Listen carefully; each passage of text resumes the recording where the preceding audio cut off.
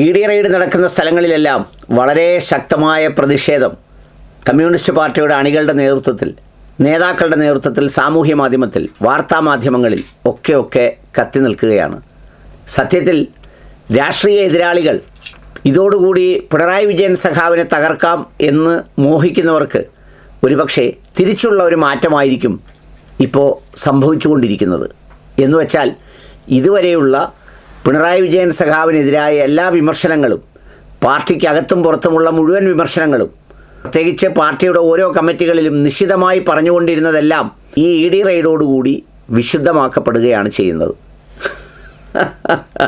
സത്യത്തിൽ അപ്പോൾ ദോഷത്തെക്കാളേറെ ഗുണമാണോ ഈ റെയ്ഡ് കൊണ്ടുണ്ടാവുക എന്നതാണ് ഒരു പ്രധാനപ്പെട്ട ചോദ്യം. ആ ചോദ്യത്തിൻ്റെ ഉത്തരമുണ്ടാകണമെങ്കിൽ ഈ ED റെയ്ഡ് എന്ന് പറയുന്ന കേന്ദ്ര ഏജൻസി നടത്തുന്ന ഈ സംഗതിയിൽ എന്താണ് അവസാനം അവർ അതിൻ്റെ ഫലമായി കാണിക്കുക, എന്താണ് അതിന് ലഭിച്ചു എന്ന് പറയുന്നത്, എന്താണ് അതിൻ്റെ ഗൗരവം എന്നുള്ളതിനെ സംബന്ധിച്ച് അവർ പുറത്തുവിടുന്ന വിവരങ്ങളുടെയും രേഖകളുടെയും അടിസ്ഥാനത്തിലായിരിക്കും ഇതിനൊരു ഉത്തരമുണ്ടാവുക.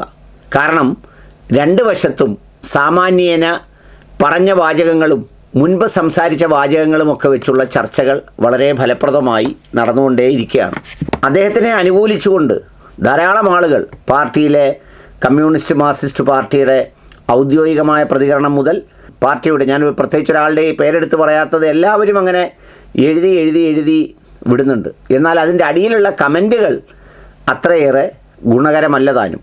എന്നാലും ഈ പറയുന്നത് പോലെ പലതരത്തിലുള്ള വിശദീകരണങ്ങൾ ഇപ്പോൾ എനിക്കൊരു സുഹൃത്ത് അയച്ചു തന്നത് MG സുരേഷ് കുമാർ എന്ന് പറയുന്ന ഒരാളിൻ്റെ ഒരു വിശദീകരണ കുറിപ്പാണ്. അതായത് എന്തുകൊണ്ട് ഈ റെയ്ഡ് ന്യായമല്ല എന്ന് പറയുന്നതാണ് അദ്ദേഹം സൂചിപ്പിക്കുന്നത്. വളരെ വിശദമായ ഒരു കുറിപ്പാണ്.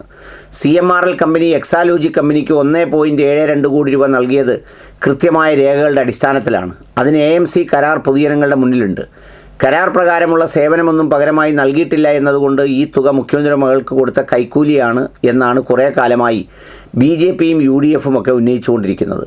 CMRLന് അത്ര വലിയ IT സംവിധാനങ്ങളുണ്ടോ, അതിന് 1.72 കോടി രൂപയുടെ AMC വേണമോ എന്ന് തുടങ്ങി അദ്ദേഹത്തിൻ്റെ കുറിപ്പ് അവസാനിക്കുന്നത്, കേന്ദ്ര ഏജൻസികൾ രാഷ്ട്രീയ ആയുധങ്ങൾ മാത്രമായിരിക്കുന്ന ഈ കാലഘട്ടത്തിൽ ഈ നീക്കം അപ്രതീക്ഷിതമല്ല, കൃത്യമായ ഗൂഢാലോചനയുടെ ഭാഗമാണ്. വേട്ടയാടലുകളും നിരവധി നേരിട്ടവരാണ് കമ്മ്യൂണിസ്റ്റുകാർ.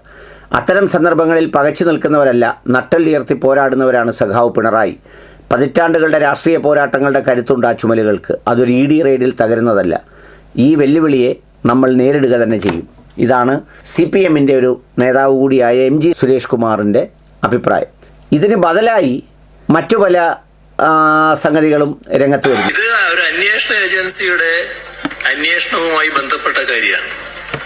അതുമായി ബന്ധപ്പെട്ട് എന്താണ് അന്വേഷണ ഏജൻസിയുടെ കയ്യിലുള്ളത് എന്ന് അറിയാതെ നമുക്കത് സംബന്ധിച്ച് ഒന്നും പറയാനാവില്ല.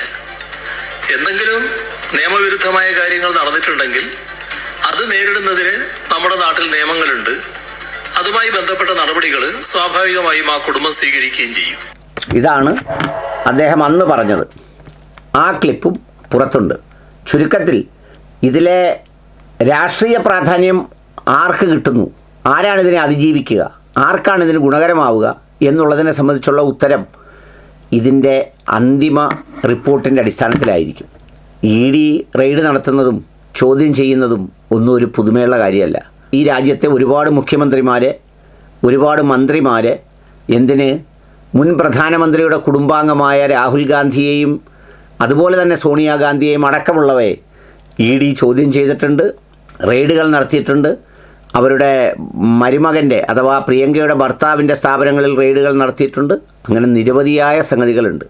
ചുരുക്കത്തിൽ തൽക്കാലത്തേക്കെങ്കിലും രാഷ്ട്രീയമായി ഒരു ഉയർത്തെഴുന്നേൽപ്പിന് ഈ റെയ്ഡ് CPIMനെ സഹായിക്കും എന്നുള്ളതാണ് എൻ്റെ കൃത്യമായ ഒരു വിലയിരുത്തൽ.